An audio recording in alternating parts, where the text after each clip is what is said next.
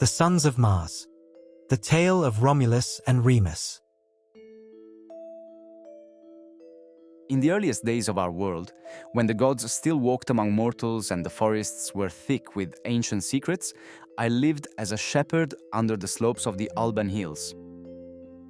My name is Titus, a man of humble means but rich in the wisdom that comes from a life entwined with the land. I witnessed events that would shape the course of history, a tale of two brothers whose fates were entwined with the very destiny of our people. Let me take you back. The morning sun had barely pierced the horizon when whispers began to ripple through Alba Longa. King Romulus, driven by an insatiable hunger for power, had seized the throne from his brother Numitor. To cement his rule and erase any threat to his sovereignty, Romulus decreed that Numitor's only daughter, Rhea Silvia, be consecrated as a Vestal Virgin, binding her to a vow of chastity and cutting off Numitor's lineage. But the threads of fate are spun with divine hands. One fateful night, as stars shimmered like scattered jewels across the velvet sky, Mars, the formidable god of war, gazed upon Rhea Silvia and was captivated by her grace. From their union, twin sons were conceived, Romulus and Remus, children born of both mortal flesh and divine essence.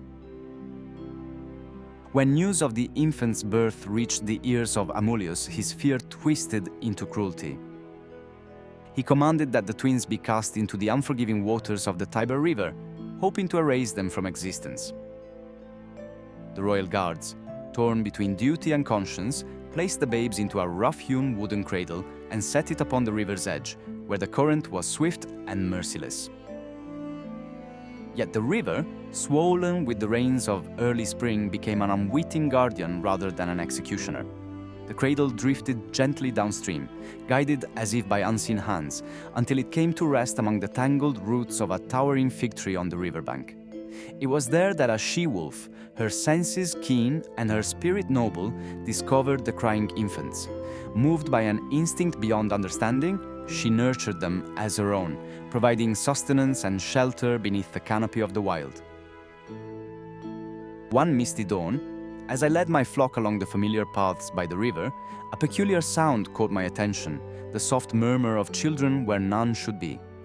Pushing aside the thick underbrush, I came upon a sight that etched itself into my memory forever. The she-wolf stood protectively over two infant boys, her eyes meeting mine with a gaze that held both warning and wisdom. Recognizing the hand of the gods in this encounter, I approached with reverence. The wolf, as if acknowledging a silent agreement, retreated into the shadows of the forest.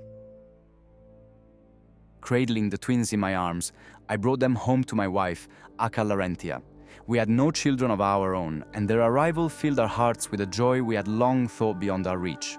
We named them Romulus and Remus, and they grew under our care, strong and spirited like the wild hills that surrounded us. The years unfolded like chapters in an epic tale. The boys thrived, their laughter echoing across the valleys as they explored every corner of the land. They possessed a vitality that set them apart, a fire in their eyes that spoke of great destinies. Unaware of their royal blood, they defended our village from thieves and predators, earning the admiration and loyalty of those around them. They were leaders even then, rallying the other youths with courage and cunning. As they matured, subtle differences emerged between the brothers. Romulus was thoughtful and strategic, often gazing toward the horizon as if pondering the vast possibilities it held. Remus, ever bold, sought challenges head-on, his spirit unbridled like a stallion of the plains. Their bond was unbreakable, yet beneath the surface simmered a quiet rivalry, each pushing the other to greater heights. Fate, however, does not favor tranquility for long. A conflict arose with the herdsmen loyal to King Romulus. Accused of raiding royal lands, a claim steeped more in malice than truth. Remus was captured and taken to Alba Longa. The weight of the chains did little to diminish his defiant spirit, and his bearing stirred whispers among those who saw him. There was something regal in his demeanor that could not be subdued. When Romulus learned of his brother's capture, a fire ignited within him. Gathering a band of our most steadfast companions, we set forth to rescue Remus. Under the cloak of night, we infiltrated the city, moving through shadows and narrow streets with resolve. The confrontation that followed was swift and fierce. In the chaos, the truth of the twins' heritage came to light, revealed by markings and tokens left with them at birth, recognized by those loyal to Numitor. Word reached Numitor himself, and he sought out the young men whose courage matched the legends of old. Upon meeting them, he saw in their faces the reflection of his daughter, Rhea Silvia, and the unmistakable aura of divine favor. The revelation spread like wildfire, and the people, long oppressed under Amulius's tyrannical rule, rallied behind the rightful heirs. The downfall of Amulius was as inevitable as the sunrise. Confronted by the twins and the uprising they inspired, his reign crumbled. Justice was served, and Numitor reclaimed the throne that was his by birthright. Peace returned to Alba Longa, but for Romulus and Remus, the restoration was not the end of their journey. Restlessness stirred within them, a yearning to forge their own path, unbound by the legacy of their forebears. We were spared by the will of the gods for a purpose beyond this. Romulus mused one evening as we stood upon a hill overlooking the vast expanse of the land.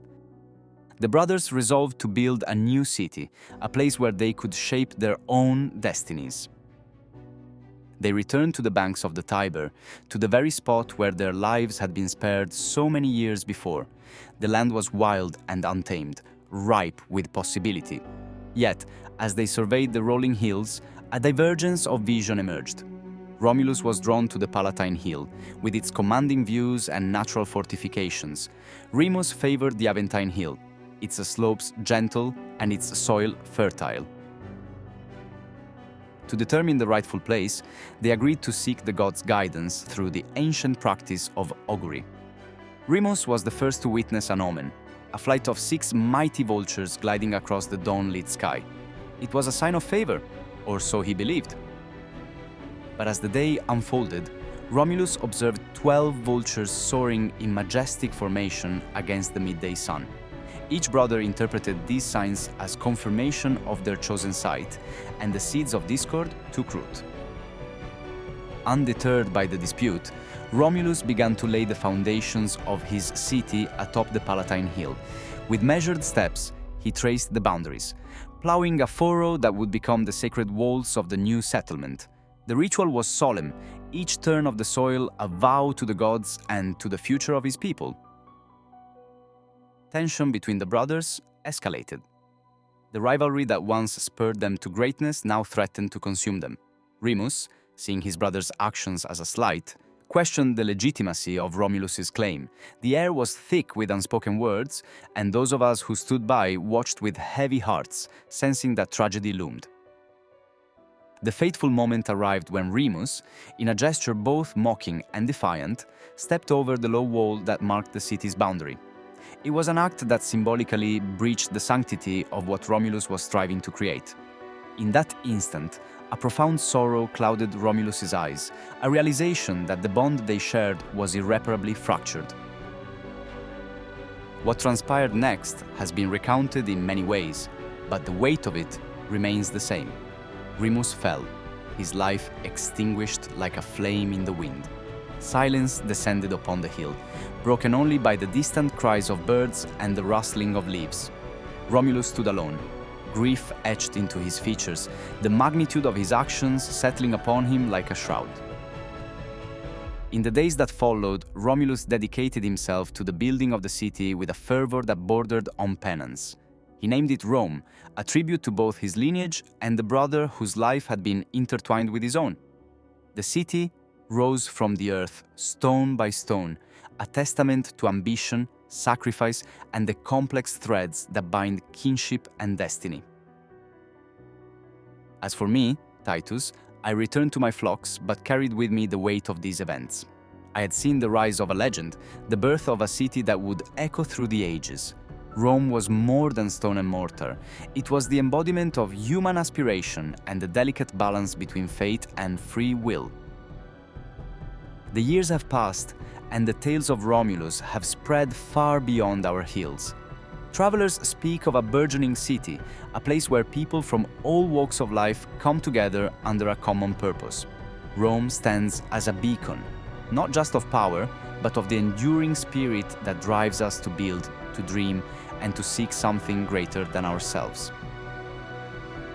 Thus, as the sun dips below the horizon and the first stars emerge, let us reflect upon the epochs we have witnessed.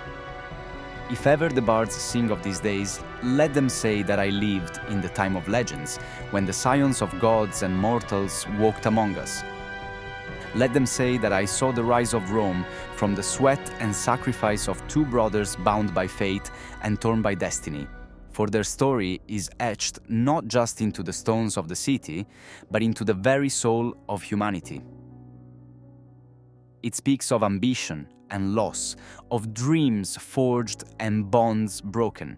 May their legacy endure through the ages, a beacon to all who strive to carve their own path in the vast tapestry of existence. In the tale of Romulus and Remus, we find the eternal truth, that from the shadows of our struggles, the brightest lights of our destiny are born. Thank you so much for joining us on this epic journey through the tale of Romulus and Remus. We hope you enjoyed the story as much as we enjoyed bringing it to life. If you did, please give this video a thumbs up and subscribe to our channel so you won't miss any future adventures. Don't forget to share it with fellow mythology enthusiasts to keep these timeless stories alive. We'll see you in the next episode. Take care, friends.